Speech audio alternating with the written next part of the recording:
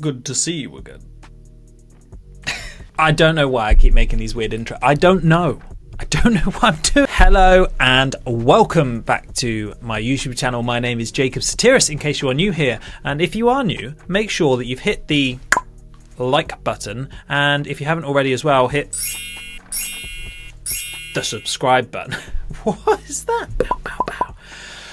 Make sure you hit the subscribe button. I am Jacob and I chat all things automotive. I was a previous car salesperson for many years before moving into another training sector of automotive, and I just like to share my insights for people that are looking to come into the trade, or maybe in the trade and need someone relatable to talk to, and that is hopefully me. So strap up, and today's episode is all about company cars. Now, a question I've been asked more than one time actually is, how do company cars work in the automotive trade? So whether you're in sales, service, all of those side of things. Now, I can only speak for sales, as every service department that I've worked with, unfortunately, they don't have the luxury of having the company cars. There are some dealerships and businesses out there that will allow the service department to use company cars as well. Usually that's reserved for kind of the service managers though, but usually it's sales that have the company cars. So what I'm going to talk about today is from my experience and my experience only. I've worked in a few different dealerships and they all kind of work the same. There's kind of 3 different routes to getting a company car. And some will work one way, some will work a different way, but they're all much of a muchness. So let's start with the trainees. Now, depending on who runs the business, their kind of ethos and what they work like, usually a trainee won't get a company car. They'll have to use their own car until they have kind of proven themselves as a salesperson. And that's when they'll be allowed or allocated a company car. Usually that means passing through the probation period of being a trainee into fully fledged salesperson, and that will open up the world of having a company car. Now, once you have a company car, so if you're joining in from experience, or you've got your badge of approval, for being a sales executive, that is when you can look at what type of company car. And this is very much dictated on, I suppose, 2 factors. One being who you're working for, again, because sometimes they will just like you to have the bog standard until you've again proven yourself as a bit more valuable to them, and maybe they'll let you move up to cars. Or sometimes you'll be coming into the dealership and they'll want to set a good impression of themselves, so they kind of think what is that? What is... I'm so sorry to stop midway through. What is going on there?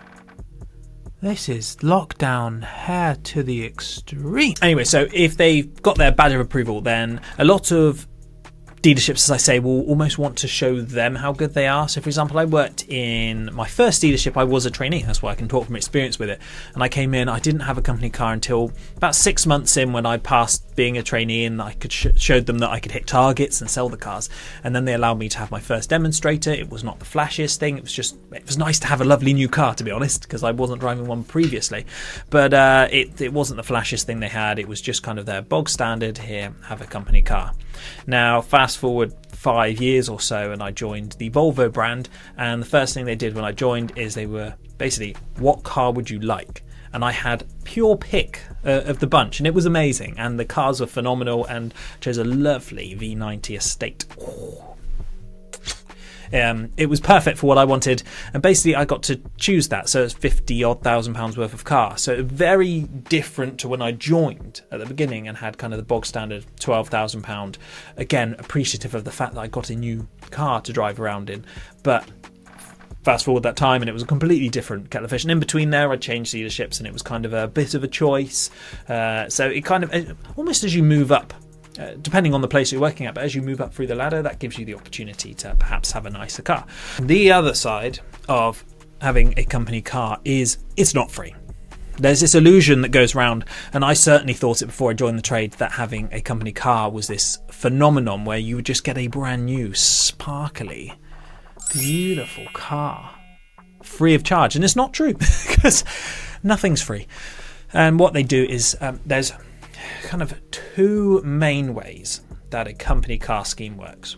Number one, the most common one, is you have company car tax. So your usual tax that you pay that comes out of your wage slip that hurts us so much is your company car is deducted from that, and that's just how it works. It is still a very inexpensive way of having a nice new car, and there's no commitment levels there's no finance checks, all of these other factors, insurance. If you break down, if you have a puncture, they'll just chuck you in another car whilst the other one's fixed. So there are huge benefits, but it is not free.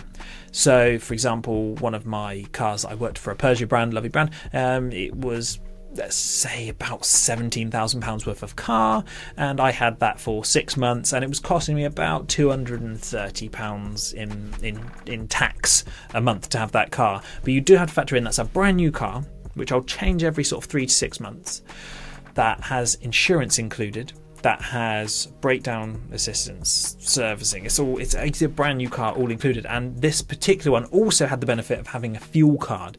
So the fuel card meant I could quite literally put in as much fuel as I needed, as long as it was for work purposes, and they would track how you did it. But with that in itself had a cost, but coupled together with the car, it cost about £230 a month, which for a lot of people, that's just their fuel bill, or not their insurance really, unless they've got very high insurance, but a car finance. So to have that luxury, so to have that luxury at such an inexpensive price is incredible. It's so valuable.